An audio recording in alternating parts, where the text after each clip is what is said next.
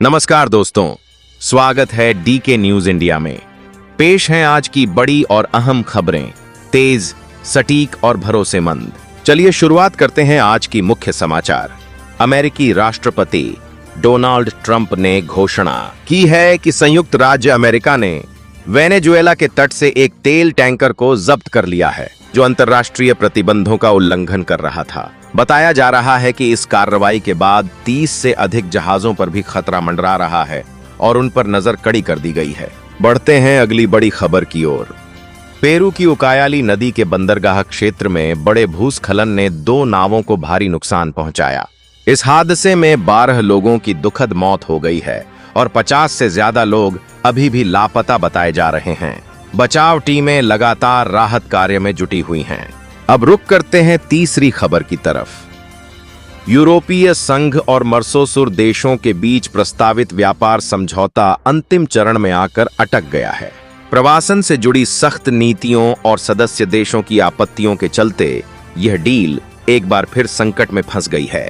बढ़ते हैं अगली खबर की तरफ। पहले T20 में शानदार जीत हासिल करने के बाद भारत आज शाम 7 बजे दक्षिण अफ्रीका के खिलाफ दूसरा T20 मुकाबला खेलेगा।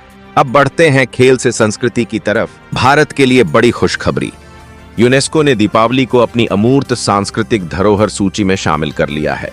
प्रधानमंत्री नरेंद्र मोदी ने इसे भारत की सांस्कृतिक विरासत के लिए ऐतिहासिक उपलब्धि बताया है। आगे बढ़ते हैं अगली बड़ी खबर की ओर। हाल ही में सुरक्षा नियमों के उल्लंघन को लेकर DGCA ने इंडिगो एयरलाइन के मुख्यालय में विशेष स्टाफ तैनात किया है। सख्त मॉनिटरिंग के कारण कई उड़ानें रद्द करनी पड़ी थीं, लेकिन अब ऑपरेशंस धीरे धीरे सामान्य हो रहे हैं। अब नजर डालते हैं अगली खबर पर। तिरुमला तिरुपति देवस्थानम TTD ने 54 करोड़ रुपए के बड़े घोटाले का खुलासा किया है। साल 2015 से 2025 तक सिल्क प्रसादम के नाम पर पॉलिएस्टर दुपट्टे बेचे जाते रहे। मामला अब जांच के दायरे में है। बढ़ते हैं अंतर्राष्ट्रीय सुरक्षा से जुड़ी खबर की तरफ। रूस ने दावा किया है कि उसने यूक्रेन की ओर से किए गए 300 ड्रोन हमलों को नाकाम कर दिया। हमले के बाद मॉस्को एयरपोर्ट की कई उड़ानों को डायवर्ट करना पड़ा।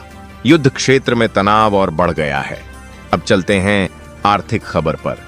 अमेरिकी फेडरल रिजर्व ने ब्याज दरों में कटौती का ऐलान किया है।